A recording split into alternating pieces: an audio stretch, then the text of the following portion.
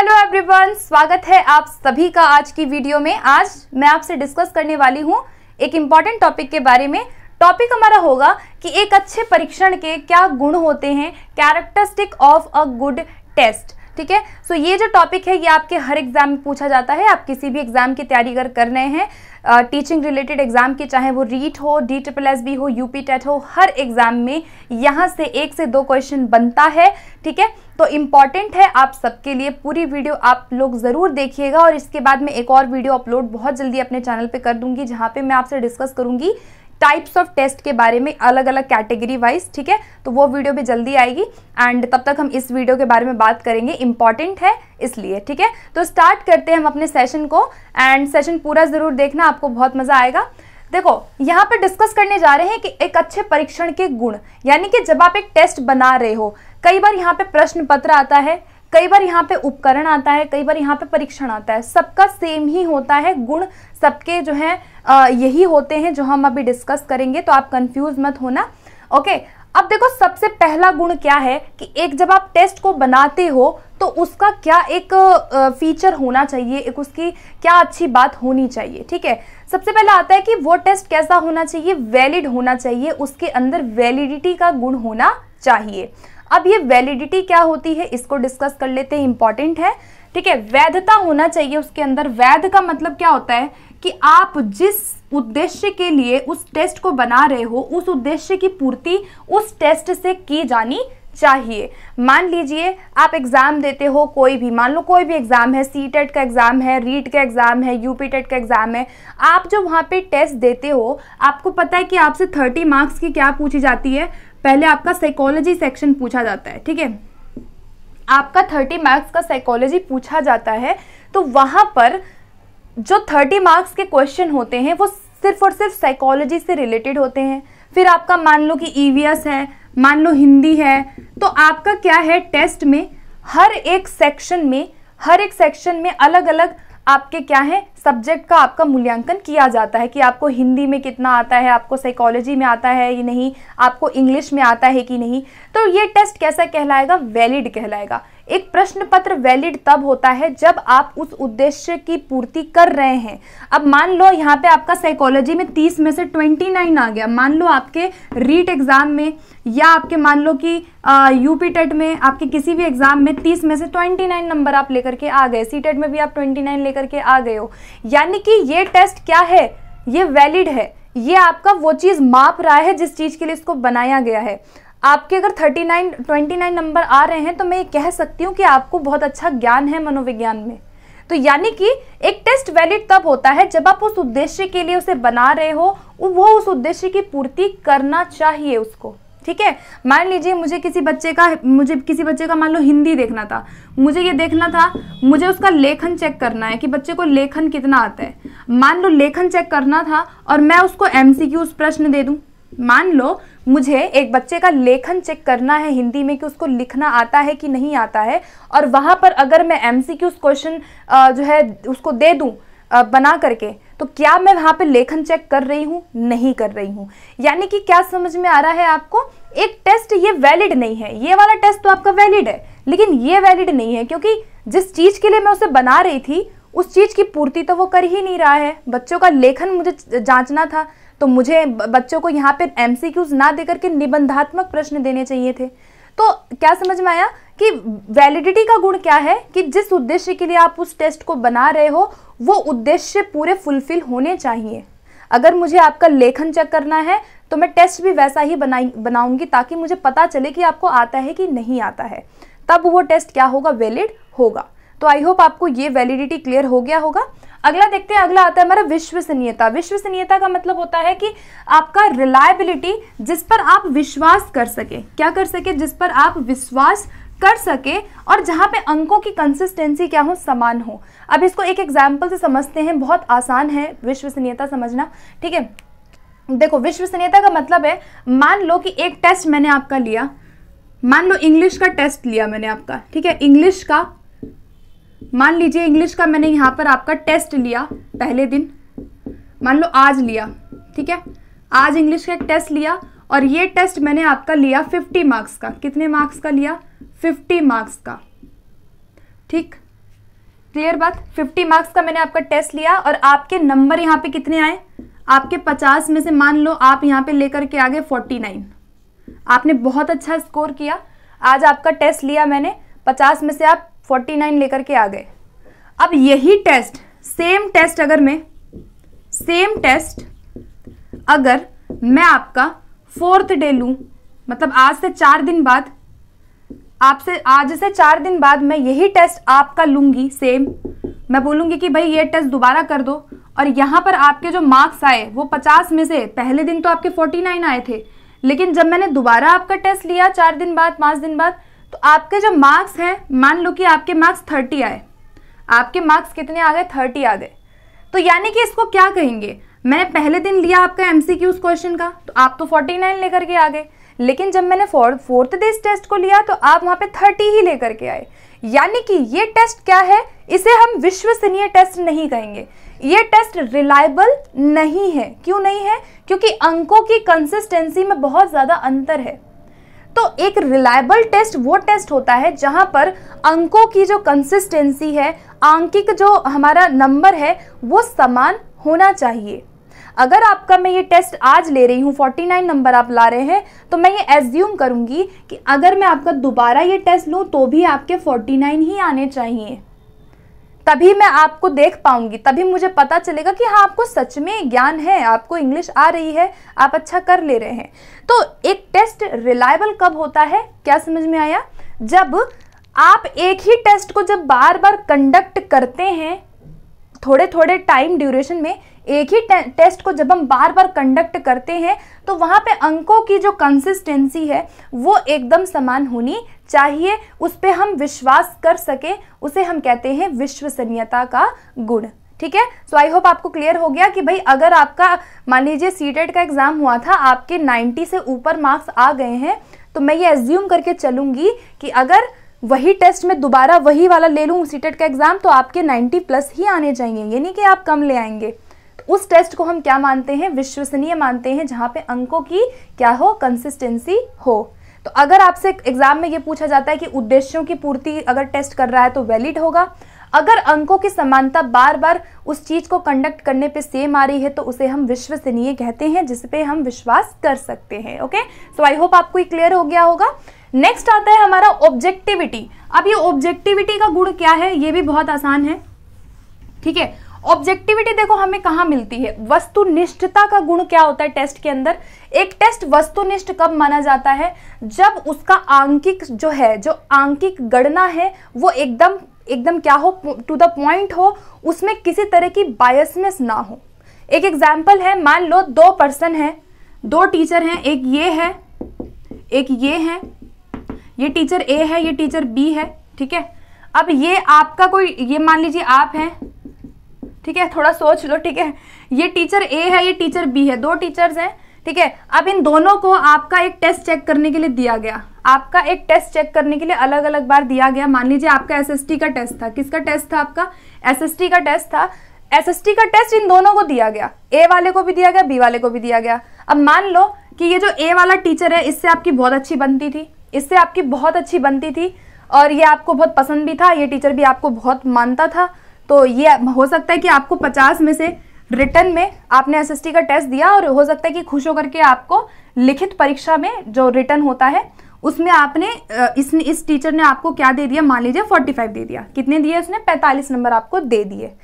चलिए हो गया ये। अब ये जो है टीचर बी जो है, इसने भी आपका सेम यही वाला टेस्ट अगर चेक किया, आप सोच लो, थोड़ा सा एज्यूम कर लो, आपको समझ आएगा। यही टेस्ट अगर ये टीचर के पास में ले गई आपका, और इसने चेक किया आपका टेस्ट, और मान लीजिए इससे आपकी कभी लड़ाई हो गई थी, ये आपको ज्यादा पसंद नहीं है, ना ही आप इसको पसंद है, तो हो सकता है कि ये टीचर आपको कितने दे दे, 50 में से हो सकता है आपको ये 30 दे दे। तो यानी कि क्या समझ आया कि टेस्ट तो सेम था, 2 पर्सन अलग अलग पर्सन ने जब इसको चेक किया तो इसने तो आपको 45 दे दिए, इसने आपको 30 दे दिया। यानी कि जो टेस्ट एसएसटी का था, जो ये टेस्ट था, वो क्या होगा, वो हमारा वस्तुनिष्ठ यहाँ पर नहीं होगा। क्यों नहीं होगा वस्तुनिष्ठ, क्योंकि यहाँ पर कहीं ना कहीं मूल्यांकन में निष्पक्षता नहीं है, मूल्यांकन में बायसनेस हमको दिखाई दे रही है। तो एक टेस्ट ऑब्जेक्टिव कब होता है, जब उसको अंकों में बिल्कुल ये नहीं कि 50 में से तो 45 दे दिया, 5 मार्क्स ज़्यादा दे दिए, इसने इसका मन किया तो इसने 3 मार्क्स तुम आपके जो है कंडक्ट कर लिए, कम कर लिए। तो यानी कि एक टेस्ट वस्तुनिष्ठ कब होता है, जब उस पर किसी पर्सन का इंडिविजुअल प्रभाव ना पड़े और उस टेस्ट के अंक जो हैं वो एग्जैक्ट होने चाहिए। जैसे कि हम एमसीक्यूज टेस्ट लेते हैं, ये जितने भी हमारे एमसीक्यूज वाले टेस्ट होते हैं, जितने भी हमारे ऑब्जेक्टिव टाइप के टेस्ट होते हैं, हम जो एमसीक्यूज वाले प्रश्न करते हैं वो सारे कौन से होते हैं, ऑब्जेक्टिव होते हैं, क्योंकि उसमें अंकों में वेरिएशन नहीं हो सकता। कोई पर्सन आपको 2 मार्क्स ज़्यादा नहीं देगा, अगर आपका क्वेश्चन गलत है तो गलत है, सही है तो सही है। यानी कि एक टेस्ट को क्या होना चाहिए, वस्तुनिष्ठ होना चाहिए उस प्रश्न को। ठीक है, समझ आ गया, मतलब उसमें इंडिविजुअल प्रभाव नहीं पड़ना चाहिए उस टेस्ट में, तभी वो टेस्ट अच्छा और वस्तुनिष्ठ माना जाता है, ऑब्जेक्टिव माना जाता है। तो आई होप आपको ये वाला भी, थर्ड वाला जो है ये भी क्लियर हो गया होगा। ये तीनों बहुत इंपॉर्टेंट है, इसलिए इनको थोड़ा मैंने समय देके समझाया है, क्योंकि यहाँ से प्रश्न बनते हैं। अगर फिर भी आपको कोई डाउट रह जाता है तो आप कमेंट सेक्शन में जरूर ड्रॉप कर दीजिएगा वीडियो देखने के बाद। ठीक है, चलिए अगला हमारा पॉइंट आता है, नेक्स्ट पॉइंट देखते हैं। अब हम नेक्स्ट पॉइंट है हमारा कि कॉम्प्रिहेंसिवनेस होना चाहिए। एक टेस्ट के अंदर क्या होना चाहिए, समग्रता का गुण होना चाहिए। समग्रता मतलब कि जैसे कि मान लीजिए एक एग्जाम्पल, फिर से वही वाला एग्जाम्पल लेते हैं, हिंदी का मान लो एग्जाम्पल लेते हैं। हिंदी का मान लो मुझे टेस्ट बनाना है, ठीक है, मान लो मुझे कहा गया कि भाई आप हिंदी का टेस्ट बना दीजिए, तो वो टेस्ट समग्रता कैसे होगा, उसके अंदर समग्रता कैसे आएगी। समग्रता का मतलब है कि मैं हर क्षेत्र से प्रश्न दूंगी। समग्रता मतलब कि अगर मैं हिंदी का एक ओवरऑल टेस्ट ले रही हूँ फाइनल, तो मैं हर क्षेत्र का मूल्यांकन करने की कोशिश करूंगी, है ना। मैं यहाँ पे बच्चे को गद्य भी दे दूंगी, गद्य से 4 क्वेश्चन दे दूंगी। मैं यहाँ पे बच्चे को कविता से 4 क्वेश्चन दे दूंगी, पद्य से मैं उसको 4 क्वेश्चन दे दूंगी, मैं उसको पत्र दूंगी, मैं उसको निबंध दूंगी।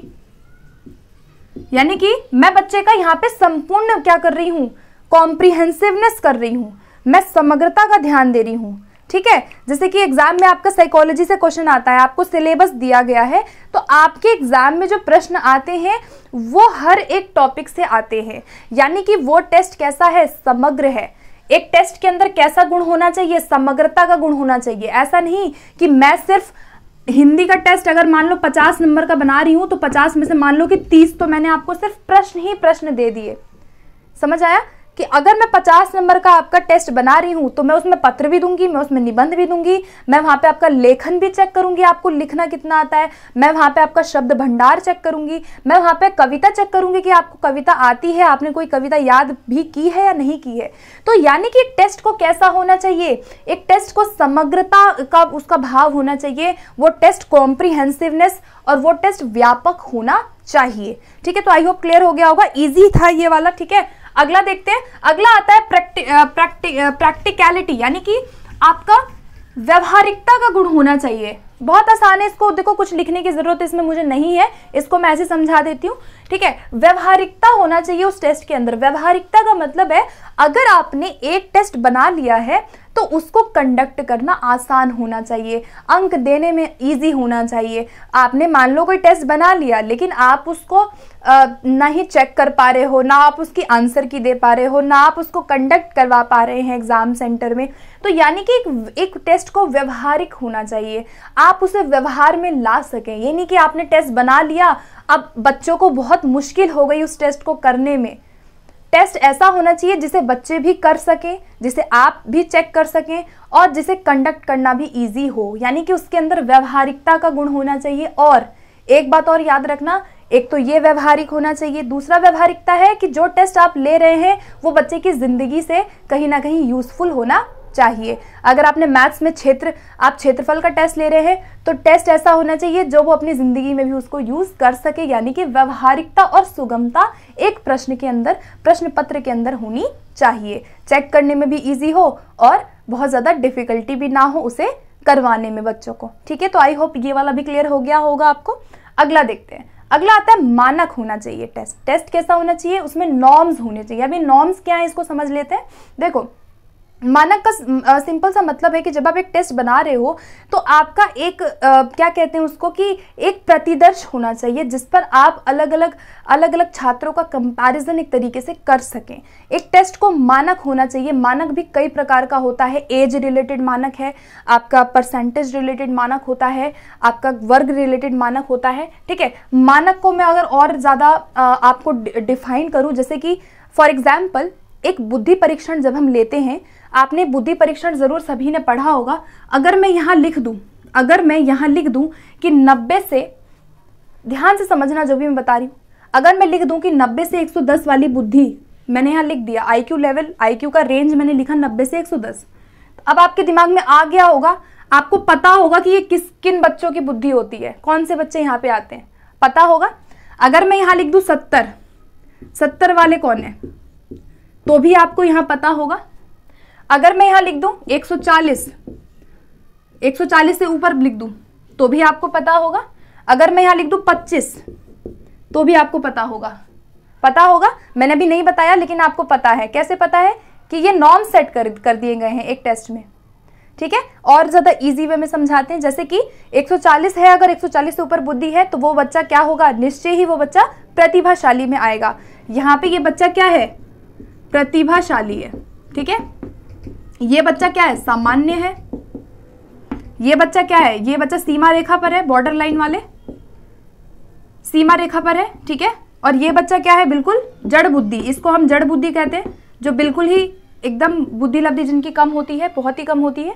ठीक है, तो यानी कि जो आईक्यू टेस्ट कंडक्ट कराया गया था उस टाइम पे, अब आपको क्या लगता है कि जिन बच्चों पे ये टेस्ट कराया गया था उसके आधार पर कुछ हमें सैंपल्स मिले ना, कि भाई 140 अगर लाएगा जो बच्चा वो प्रतिभाशाली में जाएगा। मान लो आप में से किसी का मैं अगर यहाँ पे बुद्धि परीक्षण लेने स्टार्ट कर दूं, आप में से मैं मान लीजिए आपका बुद्धि परीक्षण में ले रही हूँ और आपके फ्रेंड का ले रही हूँ, आपका बुद्धि परीक्षण में नंबर आ गया कि आपके 110 आए हैं, बुद्धि परीक्षण में आपका कितना आया, 110 आया, और मान लीजिए कि आपका फ्रेंड है उसका 140 आ गया, आपके फ्रेंड का 140 आया, आपका 110 आया। तो यहाँ यानी कि मैं यहाँ पे क्या निष्कर्ष निकालूंगी, मैं ये कहूंगी कि आप तो सामान्य बुद्धि वाले हैं लेकिन आपका जो फ्रेंड है वो प्रतिभाशाली है। तो ये मैंने कैसे पता लगाया, मैंने मानक के अनुसार पता लगाया। ये हमारा क्या है, मानक होता है। ठीक है, कुछ हर प्रश्न पत्र के कुछ मानक सेट कर दिए जाते हैं।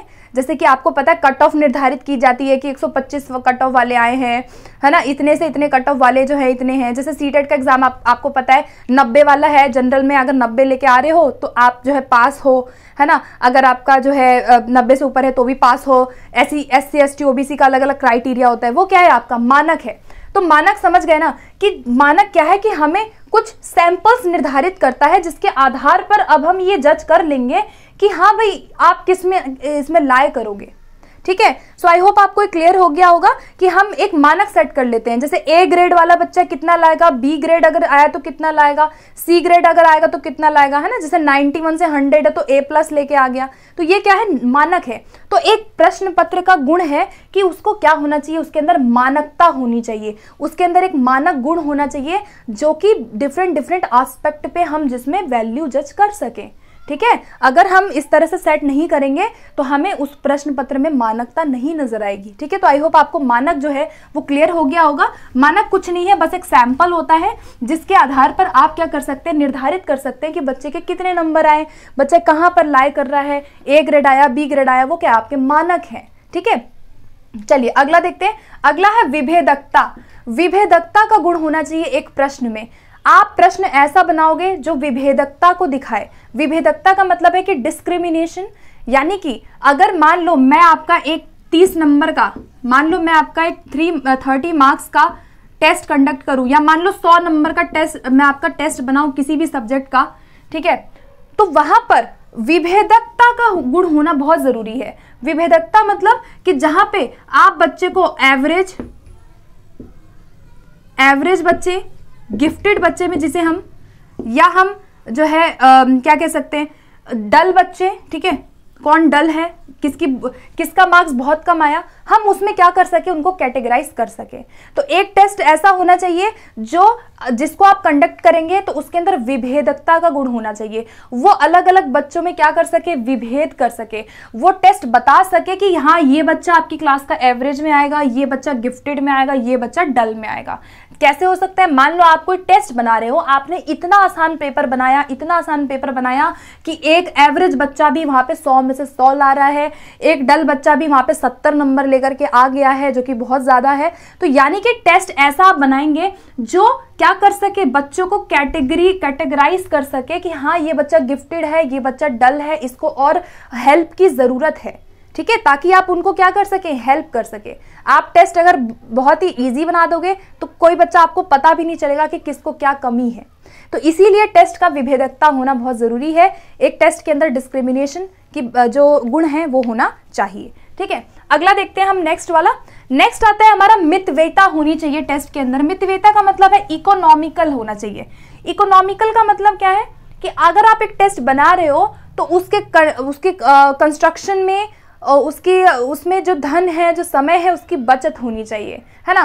टेस्ट ऐसा बनाओगे जिसमें आपका ज़्यादा धन भी ना लगे, आपके पैसे ना खर्च हो, आपका दिमाग भी बहुत ज़्यादा आपको ना लगाना पड़े, आपकी मेहनत भी थोड़ी बच जाए, और जिसको कंडक्ट करना आसान हो, जिसमें मार्क्स देना आसान हो। यानी कि वो मितव्ययी होना चाहिए, बहुत खर्चीला नहीं होना चाहिए। तो ये तो आसान है। इकोनॉमिकल का मतलब है कि धन की दृष्टि से, समय की दृष्टि से, व्यक्ति की दृष्टि से वो टेस्ट क्या होना चाहिए, इकोनॉमिकल होना चाहिए। ऐसा नहीं कि आपने ऐसा टेस्ट बनाया जिसमें आपको 10 टीचरों की और ज़रूरत पड़ गई है।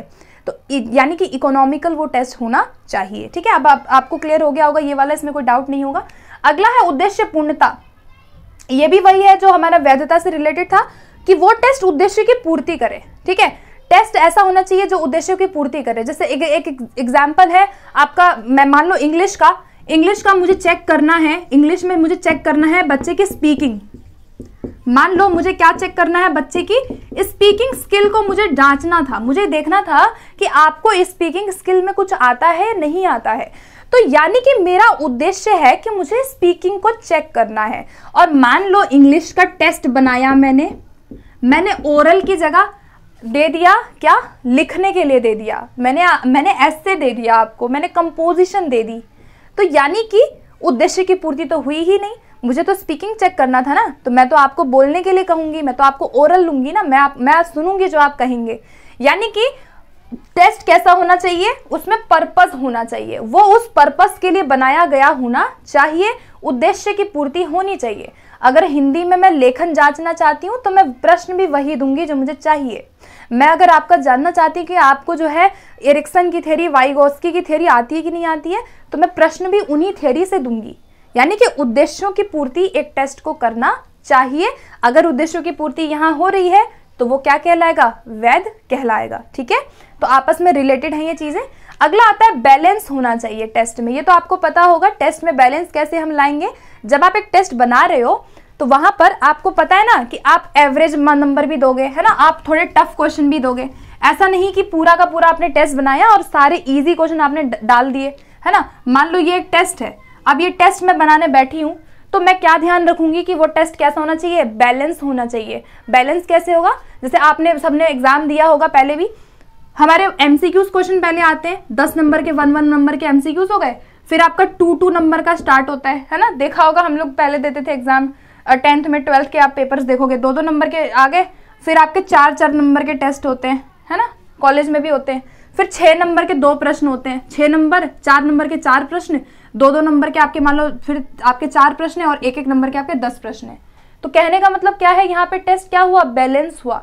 आप यहाँ पे बैलेंस रखोगे, आप बच्चों को शॉर्ट भी दोगे, आप उनको एमसीक्यूज भी दोगे, आप उनको लॉन्ग वाले प्रश्न भी दोगे, आप हर तरीके के प्रश्न वहां पे ऐड करेंगे। यानी कि एक टेस्ट को क्या होना चाहिए, उसमें संतुलन होना चाहिए। टेस्ट में क्या होना चाहिए, संतुलन। ऐसा नहीं कि आप सिर्फ एमसीक्यूज पेपर बना के ले गए, आपने सिर्फ और सिर्फ लॉन्ग क्वेश्चन आप दे के चले गए, या आपने सिर्फ शॉर्ट ही दिए और बाकी कुछ नहीं दिया। तो एक टेस्ट को बैलेंस होना चाहिए, उसमें टफ क्वेश्चन भी होने चाहिए, उसमें इजी क्वेश्चन भी होने चाहिए, उसमें मॉडरेट क्वेश्चन भी होने चाहिए, ठीक है, ताकि हम विभेदकता को भी देख सके और उसमें संतुलन भी होना चाहिए। तो आपको क्लियर हो गया होगा कि ये नहीं कि एक चैप्टर से सारे प्रश्न उठा के आपने डाल दिए, एक ही चैप्टर से सारा यूनिट, एक यूनिट से आपने सब दे दिया, दूसरे यूनिट से आपने एक ही क्वेश्चन दिया। तो क्वेश्चन का बैलेंस होना चाहिए, ठीक है।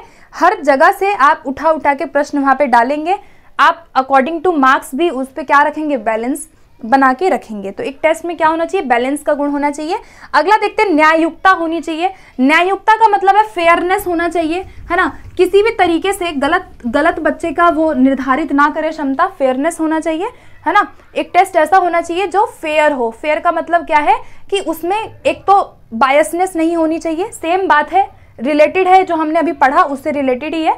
फेयरनेस होना चाहिए, न्याययुक्ता होना चाहिए। अगर एक बच्चा डिजर्व करता है उस टेस्ट में 100 में से 100 लाना, तो वो 100 में से 100 लाना चाहिए। यानी कि एक टेस्ट का क्या होना चाहिए, न्याययुक्ता का गुण होना चाहिए, वो पूरा उस चीज पर खरा उतरे।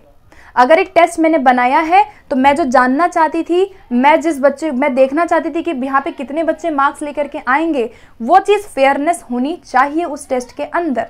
किसी भी तरीके का वहाँ पर क्या है, एक तरह से बायसनेस और एक तरह से अंकों की कंसिस्टेंसी में इधर उधर नहीं होना चाहिए। वो टेस्ट एकदम फेयर होना चाहिए, ठीक है। उसमें किसी भी उसकी गुंजाइश नहीं होनी चाहिए कि भाई आपने आंसर की गलत दे दिया, आपने प्रश्न ही गलत बना दिए। तो एक टेस्ट क्या होना चाहिए, फेयर होना चाहिए, सिंपल सी बात है, ठीक है।